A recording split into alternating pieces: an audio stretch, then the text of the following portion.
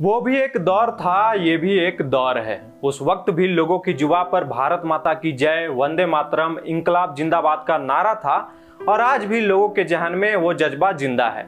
फर्क सिर्फ इतना है, उस वक्त ज्यादातर लोग भूखे थे, पैरों में चप्पल नहीं था, पर चेहरे पर मुस्कान आज से कम नहीं थी।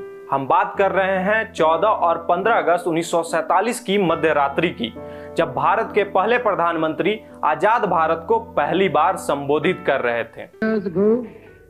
We made a tryst with destiny, and now the time comes when we shall redeem our pledge, not wholly or in full measure, but very substantially.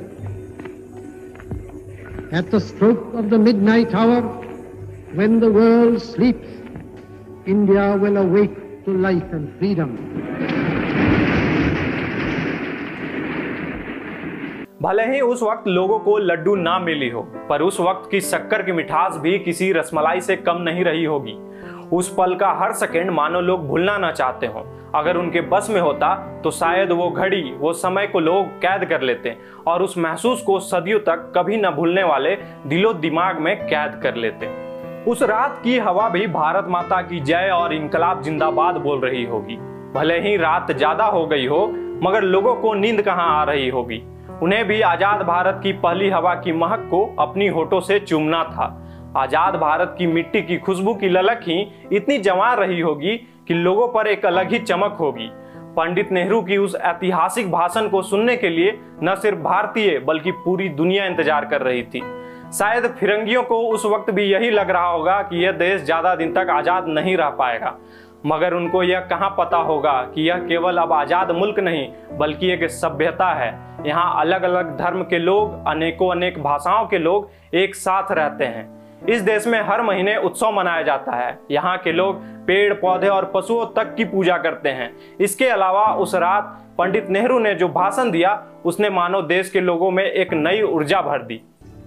Freedom and power bring responsibility. That responsibility rests upon this assembly, a sovereign body representing the sovereign people of India. Before the birth of freedom, we have endured all the pains of labor, and our hearts are heavy with the memory of this sorrow. Some of those pains continue even now. Nevertheless, the past is over, and it is the future that beckons to us now. That future is not one of ease or resting, but of incessant striving, so that we might fulfill the pledges we have so often taken and the one we shall take today. धन्यवाद। मैं हूं प्रकाश और आप देख रहे थे news post. आप सभी को द न्यूज पोस्ट की ओर से स्वतंत्रता दिवस की हार्दिक शुभकामनाएं।